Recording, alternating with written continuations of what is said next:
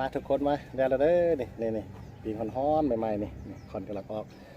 แซ่บๆเลยเด้อเนาะมาเด้อกินน้ำกันเด้อนี่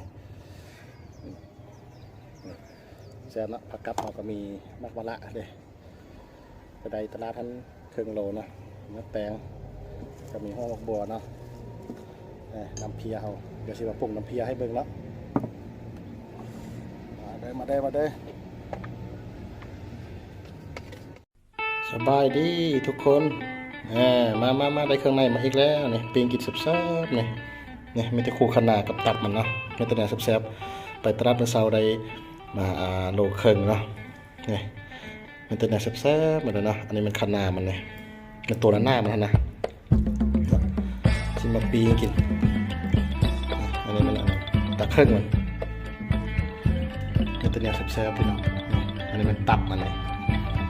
มากินน้ำกันเด้อทุกคนเด้อ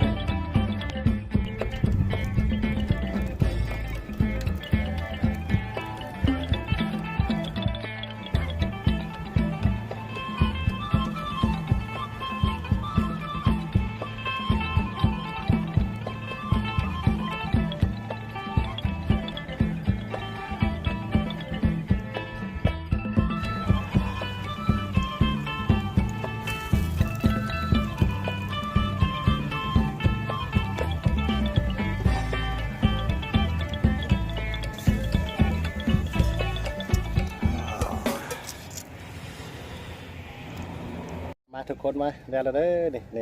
ปีนฮ้อนใหม่ๆนี่คอนกำลังออกแซ่บๆเลยเด้อเนาะมาเด้อกินน้ำกันเด้อนี่แซ่บเนาะผักกับเราก็มีมักมะละเด้ไปได้ตลาดท่านครึ่งโลเนาะมะแตง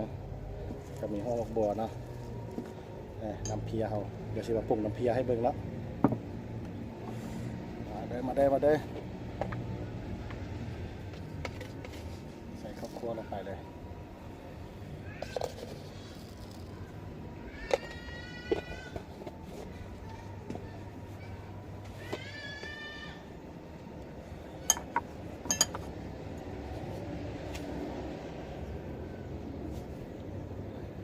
แป้งนัวใส่ไล่แซ่บไล่ประสัดเป็นว่า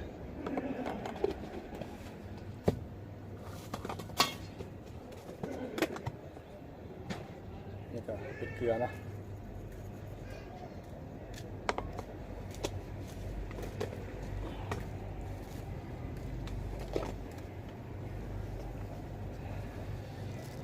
เผ็ดป่นใส่ลงไปใส่ละลายเลยมันแซ่บๆเนาะ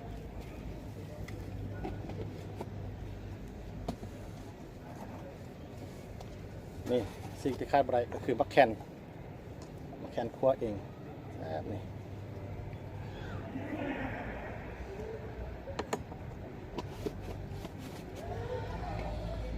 คนเลยผสมครับว่า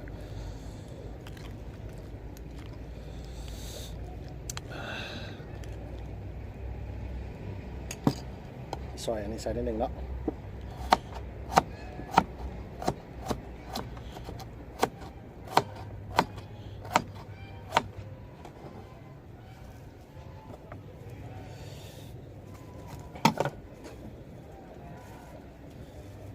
แผ่วใส่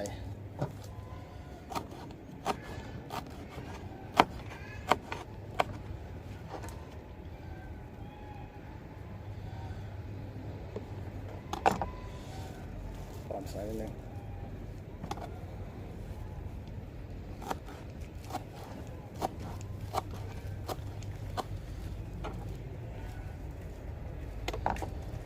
บัวหอม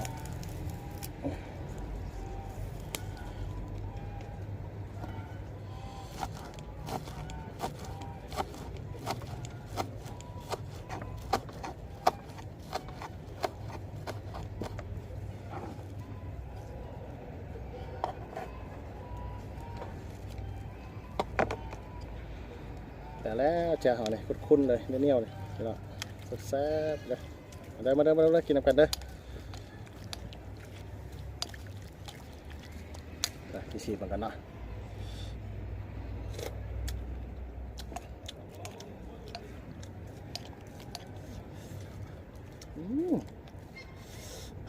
มดีขนาดเลย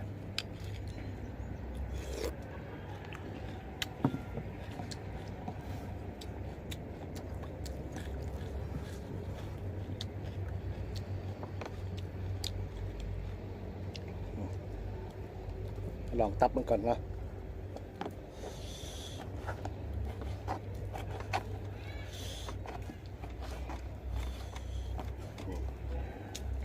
มาเด้อกินน้ำกันเด้อก้นอันนี้มันขันหน้ามันนะ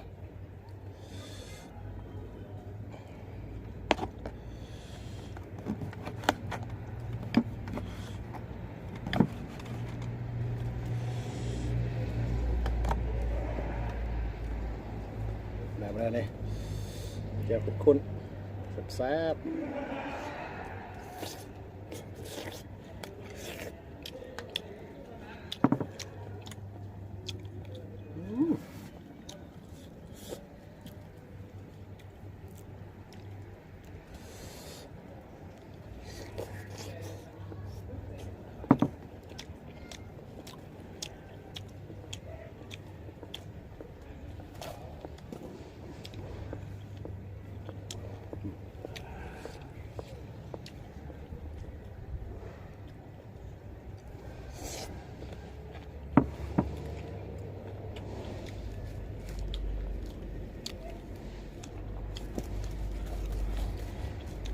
กับข้าวเลยเนาะข้าวฮ้อนคำใหญ่ๆเลย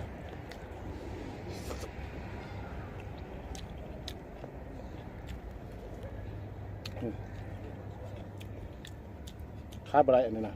แซ่บไร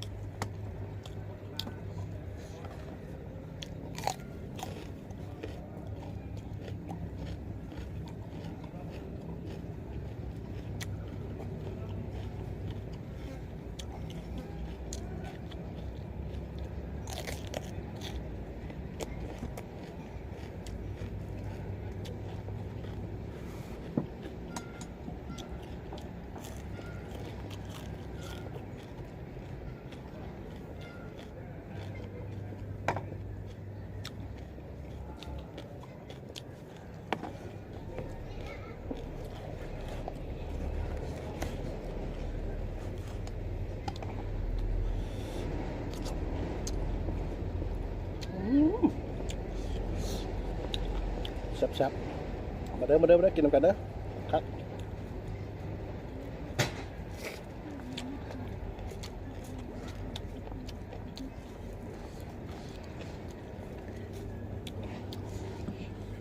มาเด้อกินน้ำกันเด้อทุกคนเด้อ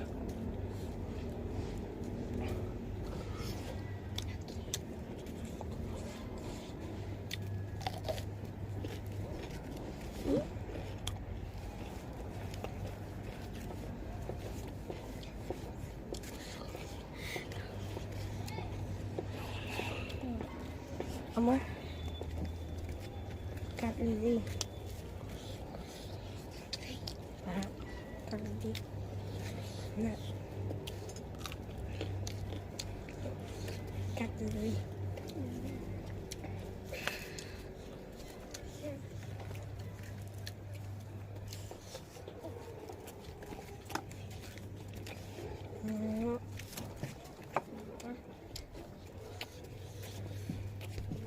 โอ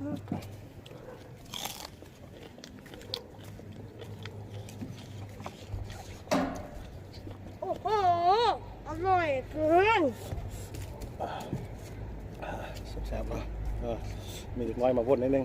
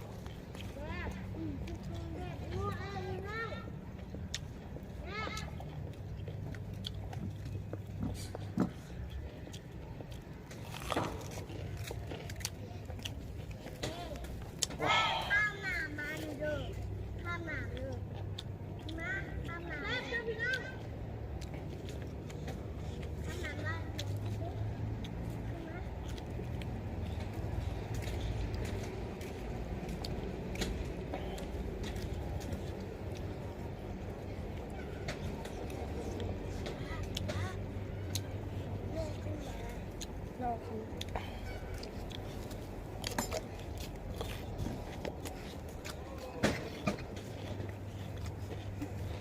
โดนเลยออกก่อน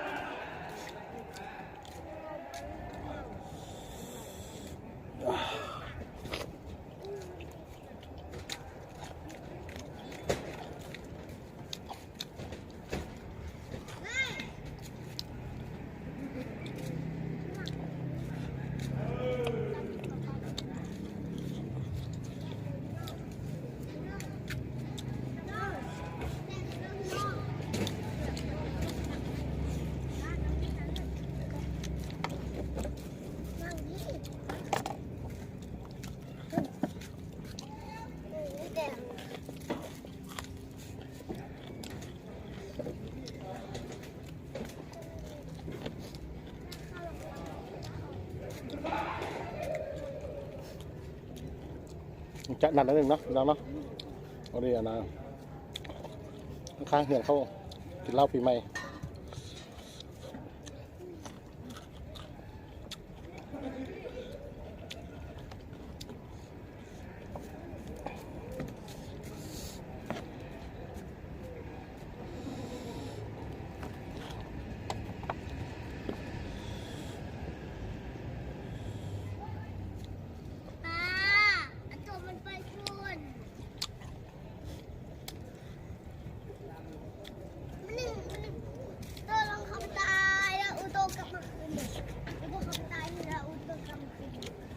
ลายทีแล้วได้จะเห็นตัวอีก